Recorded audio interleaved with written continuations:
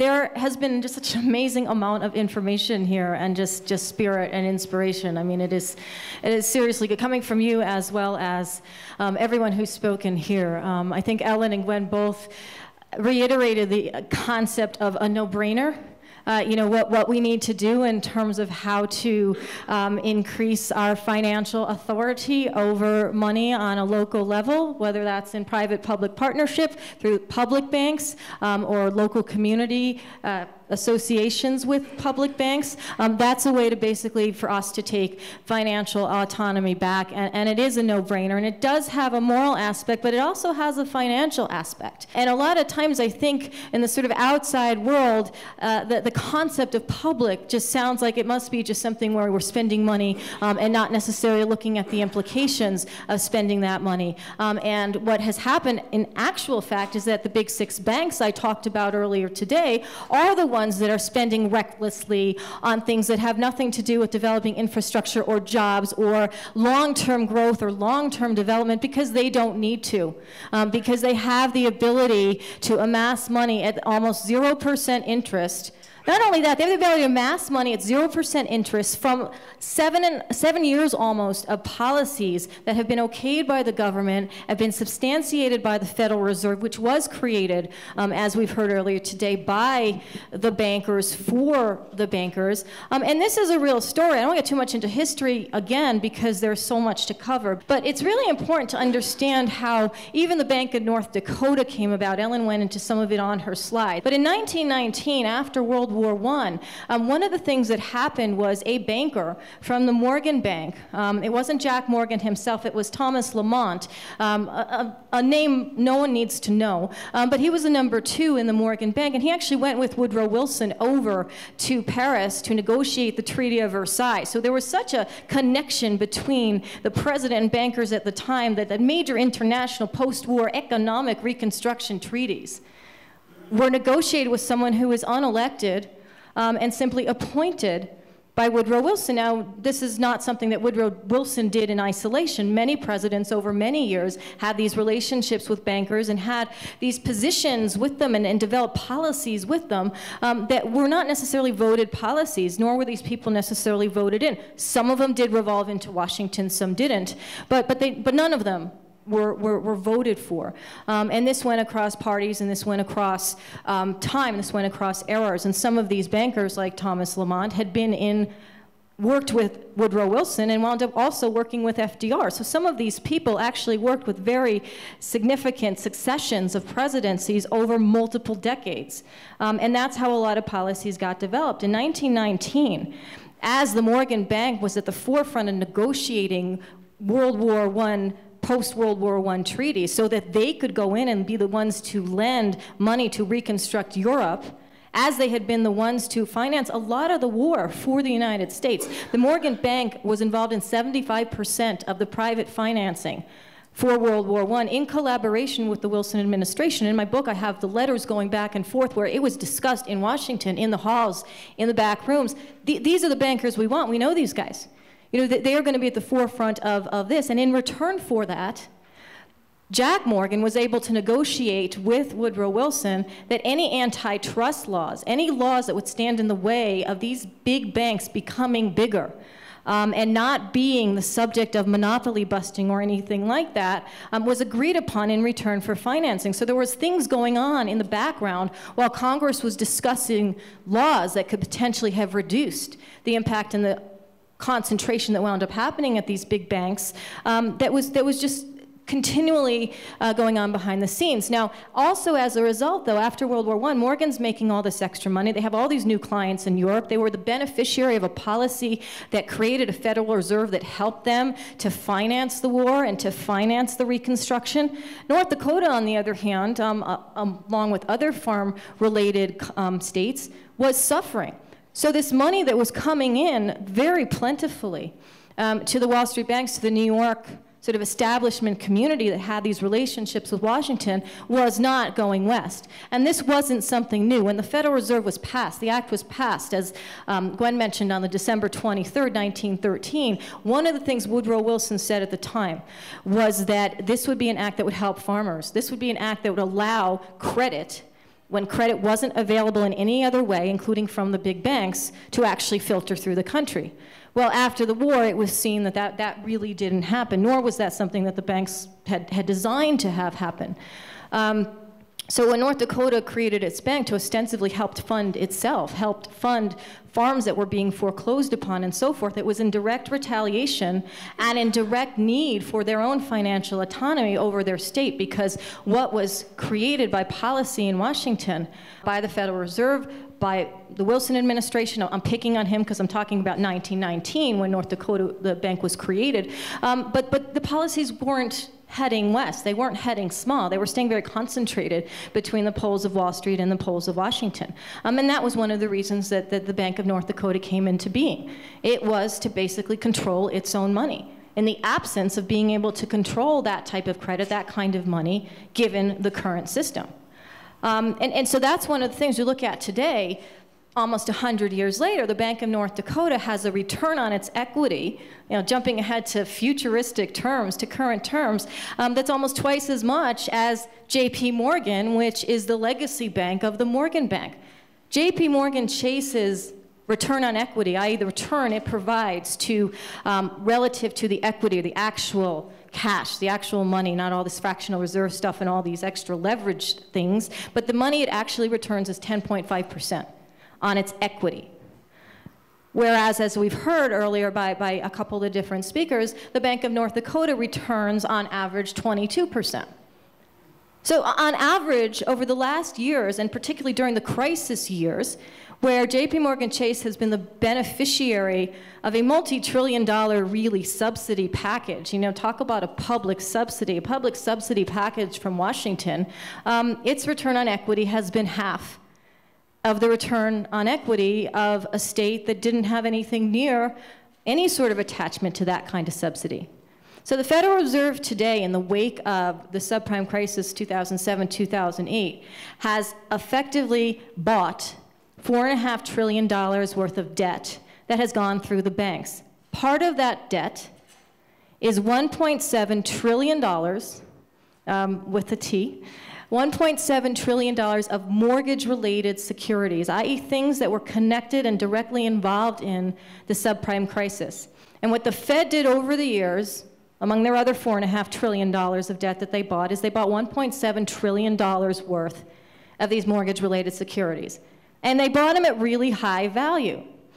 So if a mortgage-related security was worth 20 cents, they bought it at $1. So they effectively have this $1.7 trillion set of mortgage-related securities on their books. And you know who's managing? Who's actually receiving fees for whatever happens with those securities if they are bought and sold out of that $1.7 trillion pile? It's JP Morgan Chase.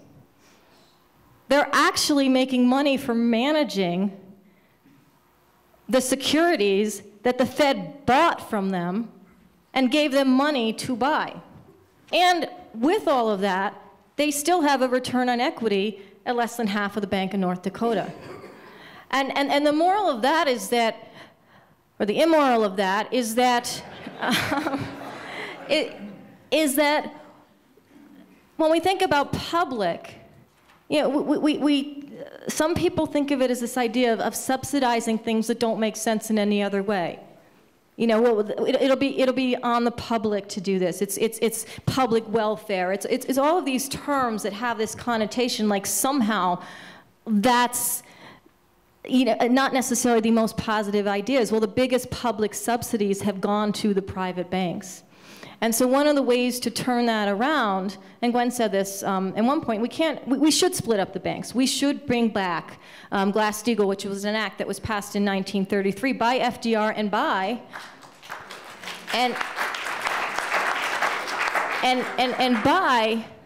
a banker, actually, who was involved. And it wasn't Carter Glass. Carter Glass is whose name is on that, but actually there was a banker who ran Chase at the time, which is now part of JP Morgan Chase. His name was Winthrop Aldrich. He was the nephew of a man named Nelson Aldrich, who's a very rich senator from Rhode Island, who was one of the members from Congress involved in creating the Fed to help the Morgan and other banks. But Winthrop Aldrich wound up taking over Chase right before Glass-Steagall was passed, a few years before Glass-Steagall was passed after the crash of 1929. And as a leader of that bank and as a friend of FDR, he and FDR agreed to actually help make the Glass-Steagall Act stronger, more regulatory, more strict, with the idea of dividing speculative activities that a bank could engage in relative to commercial, taking deposits and providing loans, the commercial side of the bank. He actually helped make that stronger. So just imagine a point in history. You know, it's the Great Depression, it's 1933. Chase is the second largest bank in the country. Today it's the first largest bank in the country. And the head of that bank, of Winthrop Aldrich, helps FDR make regulations stronger. Like, that is absolutely 100% inconceivable today.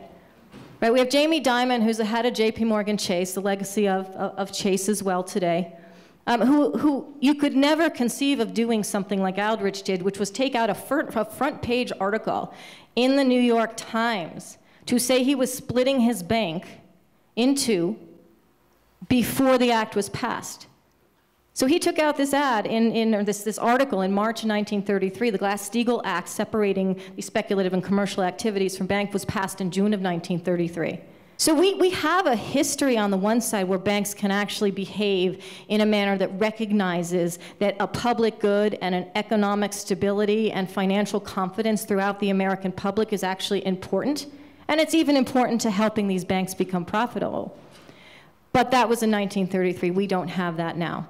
And in order to develop the financial autonomy on the other side, we do need to develop it at the local level and at the state level, because we need to be able to control the funds that are our funds. There is no reason why state revenues need to go into a JP Morgan Chase deposit base and get almost no interest, which is what is happening now because of the policy that enables JP Morgan Chase to get their funds at no interest. It doesn't even make financial sense. And so one of the things about public banking is, yes, it can be used to create better infrastructure and fund projects on the ground in states and localities, but it's also just smart from the standpoint of economics. It's smart from the standpoint of finance, because if you can not have your deposits go into credit derivative toxic mortgage assets that then get sold into small towns in Norway or wherever. I mentioned Norway because basically what these banks did was they repackaged things and they sold them to the far corners of the world, which is part of the reason, and part of those farthest recipients were in Europe, which was part of the reason the European crisis has been ongoing and happened. So there are connections to really bad decisions along the way. These connections cannot be made to the bank in North Dakota, because the Bank of North Dakota didn't need to do this, because they preserved their capital in their state, because they preserved their revenues in their state, because they were still able to give out 38% of commercial loans to businesses in their states out of their loan portfolio, and almost 30% of their loan portfolio to students at far lower rates than any of the big six or other banks would even think about giving out student loans. So what they managed to do was maintain and repair an economy, or isolate their economy in ways that one could not have done if we had had all of our money at JP Morgan Chase or at any of the big six banks. So the idea of bringing it back, of bringing it home, of bringing it into a state, of bringing it into a local area where we can actually have control over it, is exactly what created the big six banks. However, they don't have the moral responsibility, the accountability, the regulatory infrastructure, the need to be careful with it and to be publicly oriented with it. And they're not going to, which is why, rather than waiting for that sort of stability to come from the top down, which, I mean, Mike mentioned as well, this is not going to happen. It's not going to be something that's endowed from the national political financial establishment on down. It's something that has to be captured and created and moved from the ground up. And that's what all these initiatives might turn out to be different. A Colorado bank might look different from a bank that started in the city of Santa Fe or Seattle or wherever else. And they're hard battles, because the large private banks have made a racket out of consolidating all this capital and consolidating all the power that that capital gives them. But it's still money that can be siphoned off. It's still money that can be used for productive uses. I asked August Miller, is he still here? No, the farmer who was here. I think we were all kind of moved by, he left, by a story. I asked him before, after dinner, about the numbers. Because a couple of people asked me after he spoke, okay, so how would a public bank help him? Because I think we all recognize, among other things, among reducing student loans, among having farmers who can afford to eat their food, just like as Ellen mentioned, Henry Ford used to pay their workers enough to buy his cars, which certainly helped Ford cars. And he gave me some numbers, and this is just one example of a way that a public bank can help him or farmers here in Colorado. And he said that an acre of land, I'll probably get some of this wrong, I know numbers, but I'm not real up on farming, I have to admit. But an acre of land costs like $140,000 if you buy it. But if it's purchased by some sort of a state or local council, then what could happen is these farmers could sort of rent or work that land. And what he said to me was that they could basically make $20,000 on that acre after cost. So rather than making $2,500 to $5,000 in salary on an annual basis, he can get paid like a normal person. Any of the farmers working an acre of land can get paid a reasonable median salary, but also after that, after cost, after everything, there's a $20,000 profit to be made off of that 1 acre of land. In return for which the community gets food or whatever it is that's being planted that is actually better, that's more organic, that has more local ties, that can be used in the community and so forth. So there is a way to actually use a public banking decision-making process to help what we eat, to help the farmers stay in the state, and also to have some money left over after all the expenses and after all these costs and after all the food is brought back, to make a profit on whatever loan would be made to make all of this happen. So those kinds of things add up. That's on 1 acre, and then you multiply by 2 acres and 10 acres and so forth, and all of a sudden you actually have people who have reasonable wages for jobs, you have land being worked, you have a public bank that's associated with good food being brought in and more people staying here who are working it, and you have money left over. And so that's the kind of thing that a JP Morgan Chase would never consider finding a way to provide financing for. So these things do go back to a local level, but they go back in a smart financial way as well as a moral way to that local level. And that's the other thing about this kind of autonomy that a public bank or a public-private partnership at a local level can bring, is that idea of we bring back morality, we bring back jobs, we bring back financial authority into our hands, because while we're still fighting and should be fighting to split up these banks and to reduce their derivatives position and reduce the risk that they impose on the rest of the economy, where policy is actually helping to bulk all of that up, we can at least be simultaneously working to fortify what we have from the ground up. And I think that's one of the biggest reasons to support and learn more and find ways around the individual initiatives at the state and local level, is because we should be doing that. We should definitely be doing that. Yes.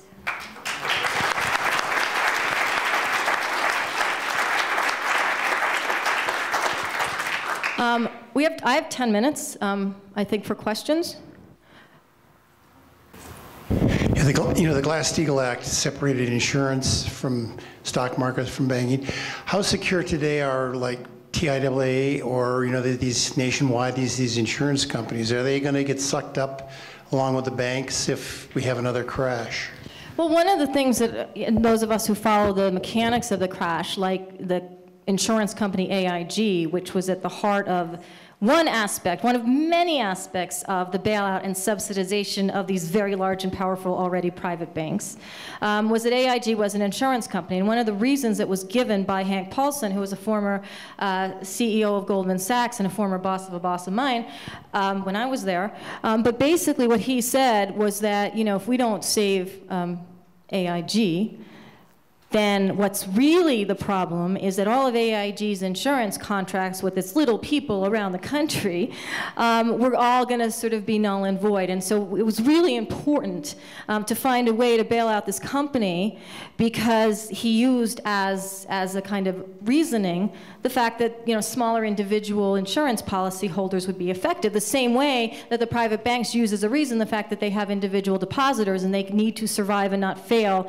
because they are holding individual deposits, because legislation allowed them to hold so many of our individual deposits. So a lot of the insurance companies, not just AIG, but are involved still now with credit derivatives, which are an aspect of the market that were really at the heart of the subprime crisis. And not to go into a whole finance thing at like 7 o'clock on a Saturday night in Denver, but really what, I mean, just because we've talked about it a lot today, and some people, a credit derivative, really what it is me saying that, you know, if you default on a loan, I got your back. I will pay for it. And if you default, I'll pay for it. And if you default, I pay for it. But I don't have enough of that money to pay for all of you if you all default at the same time. So that's the sort of pyramid problem of a credit derivative. And then you attach them to loans, and you attach them to other type, and they get sort of codependent on each other. So I'm not just spotting you, you're spotting him, and you're spotting her, and it just goes on the line. So like I'm one little guarantee here. I'm one insurance company insuring. That's how this credit default swap started to exist. They were a loophole. They were called an insurance contract, not a financial security, so they escaped a lot of financial regulation by definition and by lobbying. I'm basically writing insurance. I'm protecting all you guys, protecting all of each other down to the back row, which obviously makes no sense unless all of you are paying me back. But if any point along the line that breaks, which is what happened in the subprime mortgage crisis, and it will happen with any set of loans that have that relationship with each other, everything falls apart. So to the extent that the insurance companies, which were always a go-to place for the banks, because they had higher ratings and they were looking for yield, they were looking for higher return than just investing in government bonds and so forth, they were big participants in the credit derivatives market. They are still big participants in the credit derivatives market. I mean, some of the ones that are connected to pension funds and other things have stricter regulations as to what they can get involved in, but there's still definitely a risk out there. And it's a higher risk today than it was because the last risk was subsidized to such a massive extent. So we're just starting, you know, instead of starting with risk here, we're starting at risk here. I was wondering if there's any one reason why you left the Wall Street industry. Oh, that's a long. Yeah. Well, no, I mean, I left effectively because I saw a lot of what was going on. I started very young. I mean, I started out of school. I had a math degree. I got a job at Chase. It was fun to be in New York. And that sort of evolved into many years in the industry and being international at Bear Stearns and then being ultimately at Goldman. And when I got to Goldman, and I've said this before, but we're among friends here, I mean, I just could not take the mentality of Goldman, particularly at that point in time. This was before the Enron crisis or leading into the Enron fraud and the WorldCom fraud, and there was so much activity around, you know, not just selling product away as fast as it could be sold and structuring it as complex as it could be so that you could take as many fees out as you could. But it was also this idea that things were really falling apart. I mean, I was involved in credit derivatives from that point. I was running the credit derivatives analysis group at Goldman Sachs for a while. So I mean, I was very intimately involved in some of this stuff, and it wasn't good. And what we were doing wasn't very good, and dealing with Enron wasn't very good. And so all of that kind of culminated in years of my own sort of longer other story. I mean, I was like the only Goldman Sachs managing director who was at the Ralph Nader rally in Madison Square Garden in 2000. So I mean, there was other stuff, you know, going on over the years in my head before I finally was like, okay, enough is enough. So. You raised actually one of the biggest issues out there when you talk about CDOs and CDSs. I've seen recently on Zero Hedge people talking, I believe Shadow Stats was saying there might be as much as $1,000 trillion of derivatives, which would be about a lot. 20 times what the entire planet produces in a year. Right. Have you seen any statistics? How do you get those statistics? Yeah. And can you talk about what is likely to happen in the next 2 years if there is some major ripples financially? Are they going to all come crashing, or are they going to find a way to keep the game going? Yeah, well, the official statistics on derivatives in the market, and that includes things related to credit, interest rates, which are interest rates being the really primary aspect of derivatives, is somewhere under $500 quadrillion. So it's somewhere officially, it's a huge number, around 500 trillion. The reason Zero Hedge and other places have, I mean, which is really kind of big already, right, is that it's that ripple effect. I mean, a lot of that stuff is unregulated. A lot of that stuff trades in contracts between individuals. It's like I have a contract with you, you have a contract with him, and so forth. No one sees a lot of the places along the way where contracts can get multiple sort of users involved in them, because I contacted you to him, you go over there, you go over. All of that can happen and create more and more of actual derivatives, what they call notional risk, or these points along the way that isn't even accounted for in the official records, which are kept by, well, a couple places. The Bank of International Settlements keeps the global report of derivatives on a quarterly basis, and the OCC, which is the Office of the Comptroller of the Currency here, keeps it for the US banks here, which the US banks control, as I mentioned before, the big six, about 45% of the global exposure. So when Zero Hedge talks about that, yeah, those could potentially be very real, but some of the numbers come from these organizations, and then you make the assumption that there's all these other connections that you can't capture at all because they're not being reported. So what you're saying is that these are banks doing it, but when you have other financial institutions or the non-banking arms, that's completely under the radar. Well, even some of the banks are reporting. The banks have to report to the BIS and the OCC their derivatives exposure, which doesn't necessarily have its own transparent set of reports. It's sort of like, this is what we said we have. So to the extent that those are even correct, other relations, and those might be with other counterparties. They might not just be with banks. They could be with corporations. You know, for example, someone talked before a little bit about oil and oil prices. When did I think them being lower, and how that impacts some of these credit derivatives and these relationships? Well, same thing with them subprime. If a bank has all of these side contracts related to the performance of a subprime loan, and the subprime loan goes south, all of these contracts are effective. It's the same thing with loans to, say, a corporation. If you make loans to, say, a mid-sized shale corporation or whatever, it's the same thing. If you do that multiple times and you offset it multiple times with multiple contracts, then you have all this extra risk in the system. And a lot of that isn't transparent. A lot of that is not reported.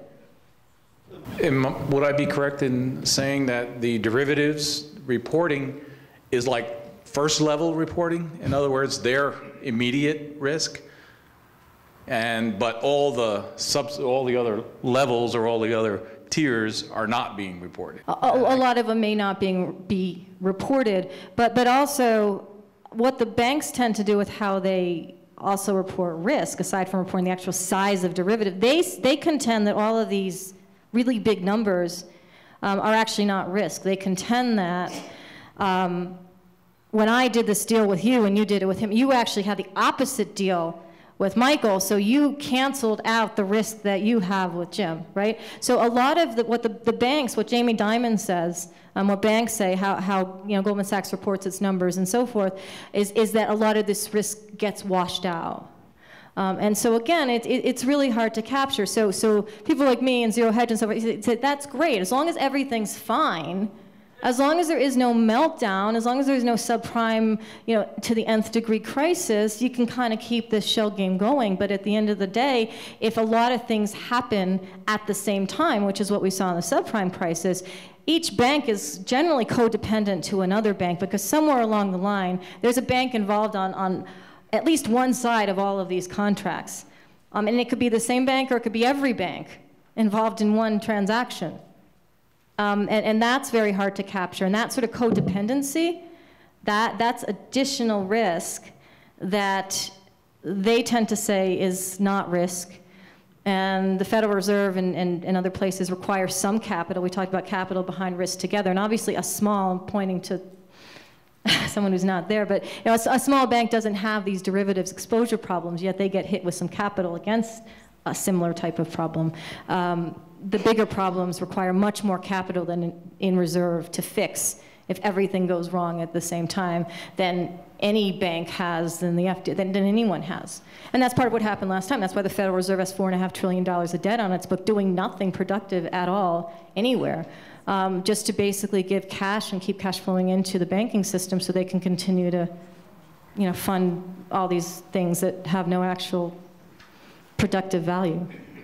So in this round robin of CDOs and CDSs, the fatal event would be what's called a counterparty failure. Right. Well, What size of an event would it take to cause a fatal level of counterparty, or would all these banks just kind of all walk away from them, tear them all up, and pretend like they never happened? Well, no, they didn't. That's what they could have done instead of having AIG bailed out. One of the reasons AIG got bailed out, going back to a counterparty problem, is AIG had a relationship with Deutsche Bank and with Goldman Sachs and with Merrill Lynch. And they were looking at a situation where all this stuff was going wrong at the same time, and AIG was like, I have no money. And so what could have happened, rather than us bailing out those banks with actual cash, could have been for Goldman Sachs and AIG to work it out, going back to the beginning question here. But they didn't work it out. The government worked it out for them and basically lent money through AIG to Goldman Sachs, which should have been the responsibility of AIG, who had no money.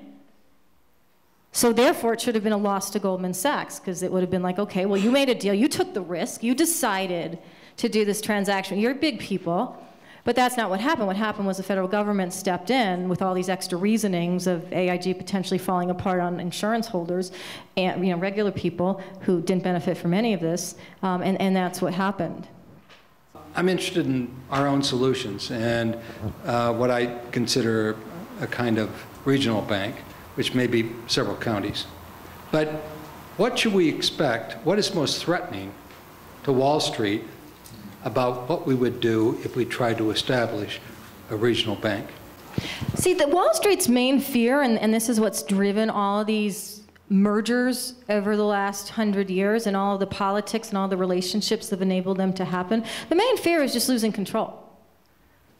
And the main impetus for mergers and for deregulation, for repealing the Glass-Steagall Act in 1999 after a bunch of other related kind of swipes at this separation regulation and the idea of buying banks across states and all the other regulations that had been in place, was because they wanted to get bigger and more concentrated. So when you start to talk about the reason why they would be threatened, it's because even a tiny bit of chinking at that power, at that concentration of capital, annoys them. I mean, it's not even, it doesn't even necessarily, it's not really going to affect JP Morgan Chase in general unless everyone starts doing it. That's their fear, right? So the impetus of the big banks getting organized against having their deposits go and be retained away from them, so away from their control. It's about control and power. So the real issue is not to have it be a snowball effect. That's what they're scared of. They've spent a lot of time and a lot of work and a lot of lobbying and a lot of lawyering to get to where they are today, and it really works well for them. And that's really the major thing. It's not like the economy would fall apart. It's not like they're concerned about, if we help protect sort of public interest or public infrastructure, public projects, we're going to lose money. It's more about the idea that if you have that knock-on effect, you lose control, and that could lead potentially to a loss of money. So it's the first part is just trying to protect the sort of armor around what they have. Yeah. Granted that you have relatively incomplete data or knowledge of the derivatives investment in petroleum companies and so forth, what's your analysis of what could happen with a prolonged lowered gas price or petroleum price? All right, real quick. There was about $780 billion worth of loans that have been made from this cheap money that the Fed's gotten after the subprime crisis occurred, when the banks decided we need to do something else. We're not going to give subprime loans anymore. That's kind of over. We'll do something else. We'll give money to corporations on a sort of riskier corporations. And the oil and some of the shale companies kind of fit that bill. So out of $780 billion, or sort of up to $1 trillion, depending on the time frame of loans that were extended, about a quarter to a third of those are in the oil and gas industry.